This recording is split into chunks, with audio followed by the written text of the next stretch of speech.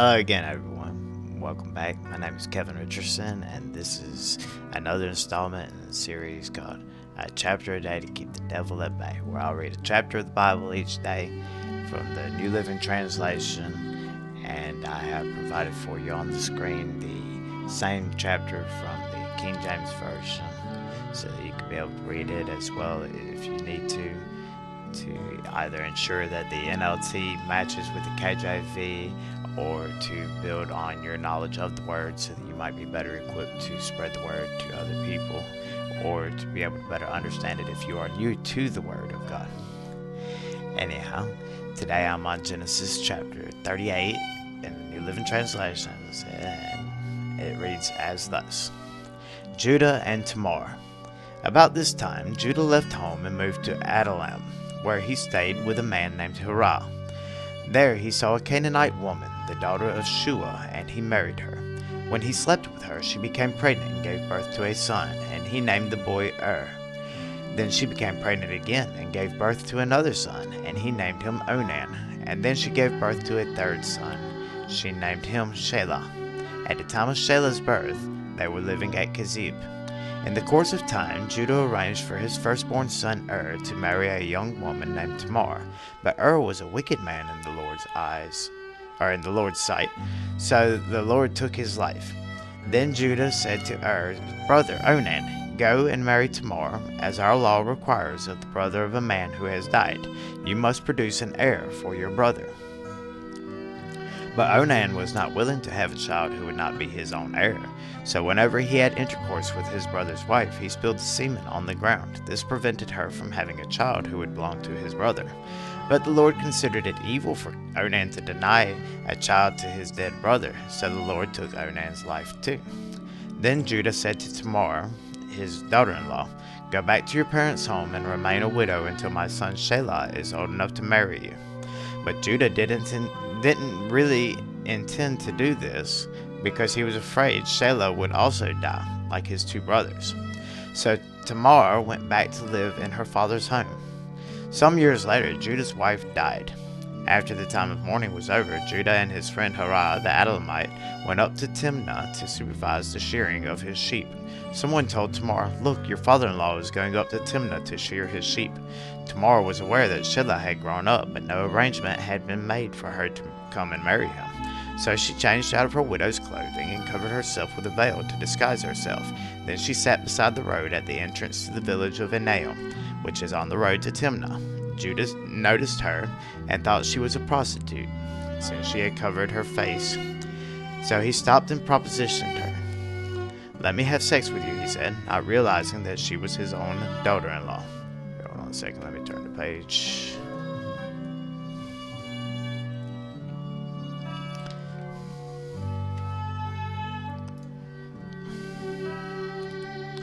"How much will you pay to have sex with me?" Tamar asked. "I'll send you a young goat from my flock," Judah promised. "But what will you give me to guarantee that you will send the goat?" she asked. "What kind of guarantee do you want?" he replied. She answered, "Leave me your identification seal and its cord and the walking stick you are carrying." So Judah gave them to her. Then he had intercourse with her, and she became pregnant. Afterwards, she went back home, took off her veil, and put on her widow's clothing, as usual. Later, Judah asked his friend Hirah the Adullamite to take the young goat to the woman and to pick up the things he had given her as his guarantee. But Hirah couldn't find her, so he asked the men who lived there, "Where can I find the shrine prostitute who was sitting beside the road at the entrance of Enaim?" "We've never had a prostitute here," they replied. So Hirah returned to Judah and told him, "I couldn't find her anywhere, and the men of the village claim they've never had a shrine prostitute there." "Then let her keep the things I gave her," Judah said. "I sent the young goat as we agreed, but you couldn't find her. We'd be the laughingstock of the village if we went back again to look for her." About 3 months later, Judah was told, "Tamar, your daughter-in-law, has acted like a prostitute, and now because of this, she's pregnant." "Bring her out and let her be burned," Judah demanded. But as they were taking her out to kill her, she sent this message to her father-in-law: "The man who owns these things made me pregnant. Look closely. Whose seal and cord and walking stick are these?" Judah recognized them immediately and said, "She is more righteous than I am, because I didn't arrange for her to marry my son Shelah." And Judah never slept with Tamar again. When the time came for Tamar to give birth, it was discovered that she was carrying twins. While she was in labor, one of the babies reached out his hand. The midwife grabbed it and tied a scarlet string around the child's wrist, announcing, "This one came out first." But then he pulled back his hand, and out came his brother. "What?" the midwife exclaimed. "How did you break out first?" So she named him Perez. So he was named Perez. Then the baby with the scarlet string on his wrist was born, and he was named Zerah. And there you have it for Genesis chapter 38 of the New Living Translation. I pray this could be able to be a help to someone out there to be able to build their faith. This right here is one of those troublesome stories that are in the Bible. The ones that,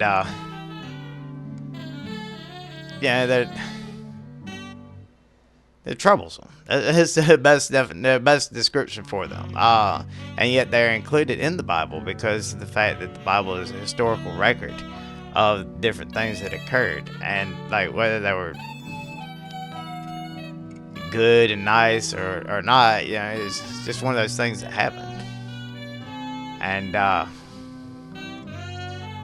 mean, it's just something we have to accept, is that this happened. That's the reason why this story is in here, is because of the later things that happened with Perez and Zerah and their children, their offspring, and to do with Shelah and Judah and everything else, apparently. I mean, like, these things happened. It's part of their history, and it is what it is. Like, but it's included in the Bible. It's not been left out. It's not been removed over time or anything like that, even though a lot of people would be like, that wasn't really necessarily a good thing that he did because of the fact that it doesn't conform with modern accepted behavior and all that. But it was accepted at that time. So, I mean, why should we try to act like it didn't occur?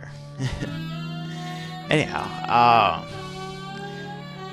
I hope this, like I'm saying, I hope this can be able to help to build on people's faith that the Word of God that is written in the Bible is an actual historical record, that this is true, that this isn't something that's just a prettied up story or anything like that. There's a lot of messy parts in this Bible, and we're going to go over all of them. I might not necessarily go into great detail about some of them because some of them might be a little too messy for me to go into real detail on or anything like that for YouTube. I don't know the exact rules for YouTube. I'm just posting the Word of God as best I can and putting slight opinion on it and stuff, I guess. I don't know. But anyhow, anyone has any kind of prayer requests, I ask that you leave them in the comment section so that I can pray for you, and anyone else that sees them, they can pray for you as well. If you have anything to add to this discussion or to discuss about anything else, then go right ahead and leave your comment in the comment section, and I'll be sure to get back with you on those. And like I said, may this be a blessing to everyone out there, anyone out there that reads it, and God bless y'all. May y'all have a great day. God protect you, and until next time, y'all take it easy.